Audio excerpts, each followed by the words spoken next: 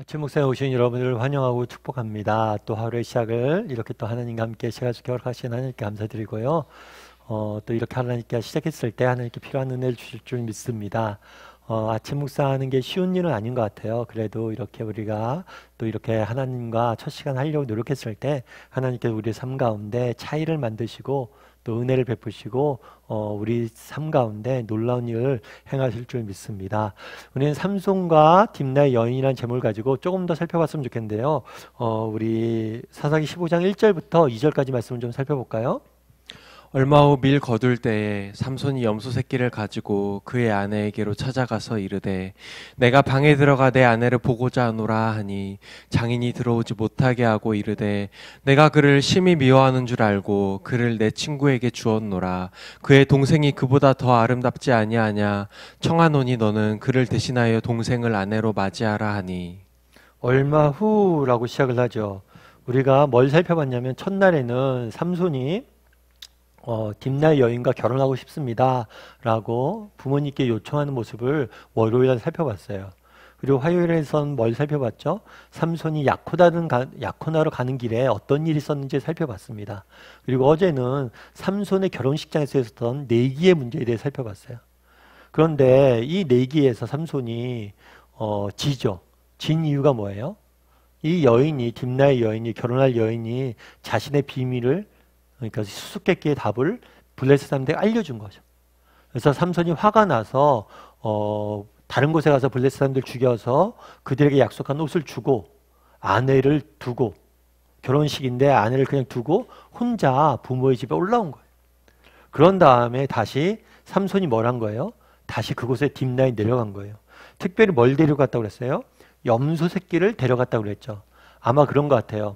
아내를 두고 자기가 왔으니까 아내의 마음을 다시 사고자, 환심을 사고자 이렇게 작은 선물을 준비해 간 거예요. 아내를 위해서.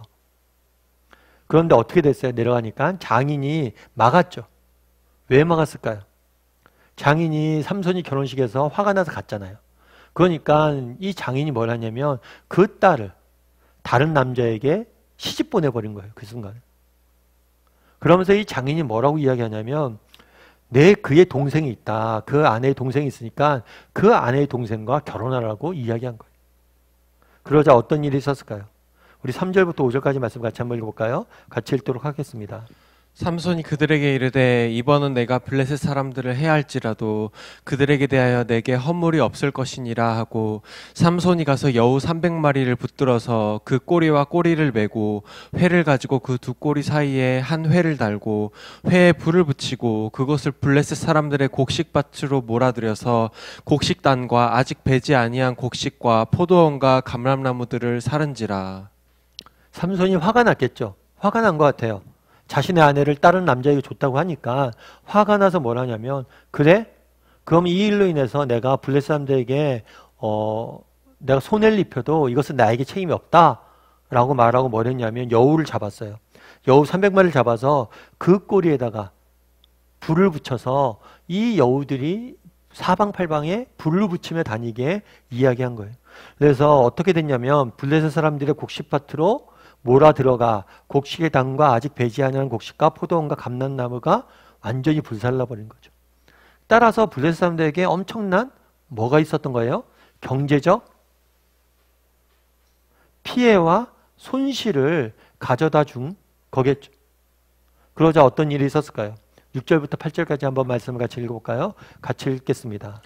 블레셋 사람들이 이르되 누가 이 일을 행하였느냐 하니 사람들이 대답하되 딥낫 사람의 사위 삼손이니 장인이 삼손의 아내를 빼앗아 그의 친구에게 준 까닭이라 하였더라. 블레셋 사람들이 올라가서 그 여인과 그의 아버지를 불사르니라. 삼손이 그들에게 이르되 너희가 이같이 행하였은즉 내가 너희에게 원수를 갚고야 말리라 하고 블레셋 사람들의 정강이와 넓적다리를 크게 쳐서 죽이고 내려가서 에단바위 틈에 머물렀더라. 블레셋 사람들이 뭐랬냐면 이 소식을 듣고 누가 이랬냐? 삼손이 했다. 왜 했냐? 그 장인이 그의 친구에게 아내를 준 까닭이다 라고 이야기를 했어요. 사실 문제의 원인은 여기서부터 출발한 게 아니죠. 그 전에 자신들이 뭘 했어요? 삼손의 아내를 협박을 했죠. 협박을 해서 정보를 빼는 것부터가 문제였던 거죠. 그런데 자신들이 원하는 답만을 들었어요. 그런 다음에 또 그 문제를 해결하기 위해 뭘 한 거예요? 그 여인과 그 아버지를 죽였어요. 삼손은 힘으로 안 되니까 보복을 한 거죠. 그러다 삼손은 또 뭐 한 거예요? 다시 뭘 했어요? 아내의 원수를 또 갚았죠. 여러분 오늘 이야기를 보면서 어떤 생각이 드세요? 정상이 아무도 없어요. 정상이 한 명도 없어요.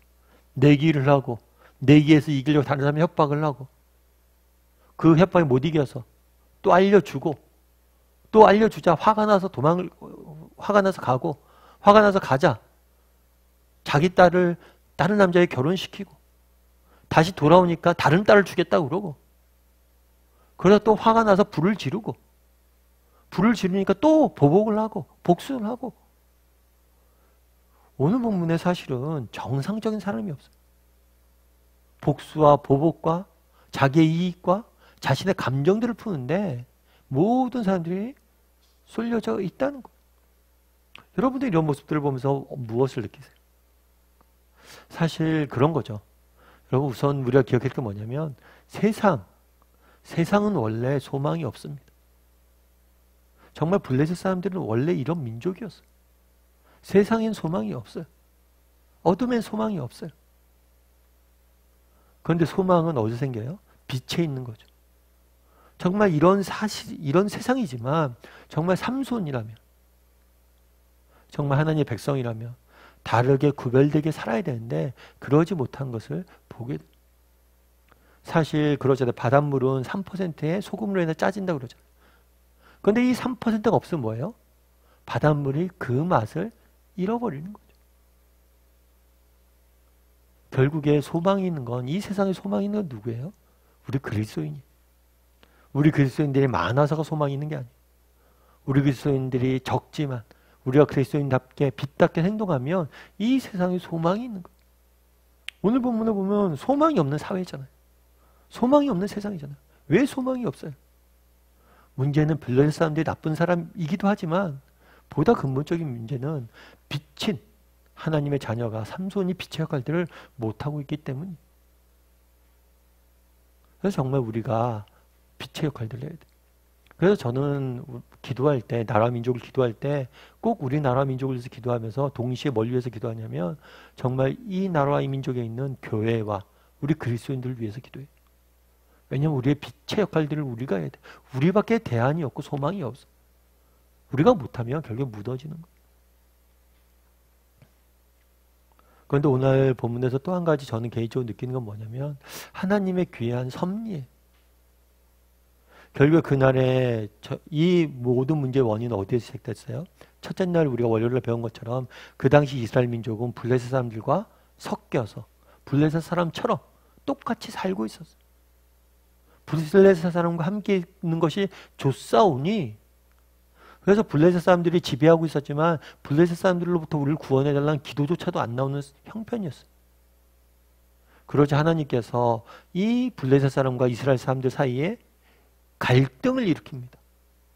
갈등을 누굴 통해서? 삼손을 통해서. 우리가 계속해서 살펴보지만 삼손이 얼마나 정말 자기중심적이고 부족한 점들이 많고 감정적인 사람이에요.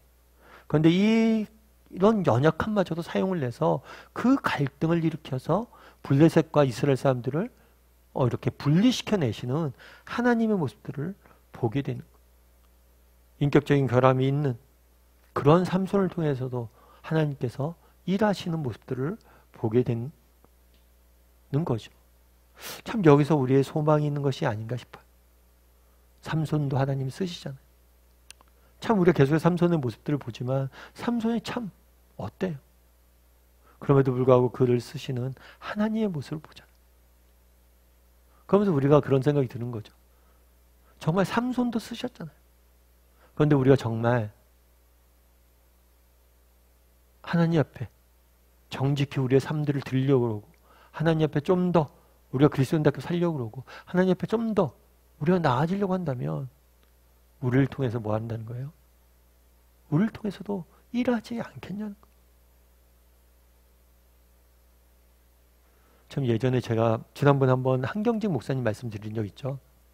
한경직 목사님은 우리나라에서 가장 존경받는 목사님 중에 한 분이세요. 지금 소천하셨는데, 근데 이분이 그래서 종교계의 노벨상이라고 하는 템플턴상도 받고 우리나라에서는 최초로 받으신 거죠. 굉장히 많은 존경과 또 그런 인정을 받으신 분이. 그런데 그분이 템플턴상을 받을 때 수상 소감에서 어떤 얘기를 했냐면, 사실 내가 이 상을 받을 만한 사람이 아니다. 왜냐하면 나는 신사참배를 했던 사람이다.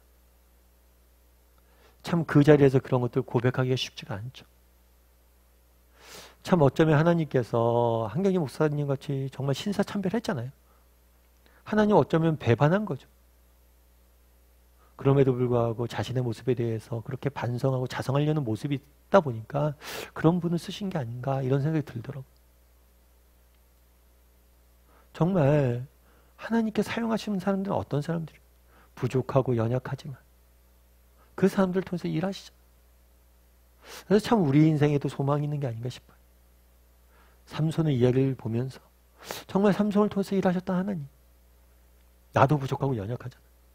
저도 뭐 그렇죠. 근데 우리 하나님께 우리를 쓰실 것이다. 정말 그런 믿음을 가지고 좀 사는 사람들이었으면 좋겠어요. 정말 우리가 부족하고 연약합니다. 삼손의 모습이 우리의 모습이에요. 하지만 삼손을 사용하셨던 하나님, 우리를 통해서 일해 달라고, 우리를 붙잡아서서 우리를 통해서 하나님의 귀한 일들을 해달라고 정말 기도할 줄 아는, 정말 앞서 말씀드렸지만 삼손처럼 이런 사람이 되라는 게 아니에요. 삼손과 같은 사람도 쓰셨다면 우리가 조금만 정말 하나님 앞에서 정직한 마음을 갖는다면 우리를 위해서 얼마나 놀라운 일들을 하시겠냐는 거예요. 그런 믿음을 가지고 정말 하나님 나를 사용해 달라고, 가정에서 직장에서 일터에서 나를 사용해 달라고, 하나님 나를 통해서 정말 사용해 달라고 기도할 줄 알고 그렇게 쓰임받을 줄 아는 저와 여러분이 되길 소원합니다.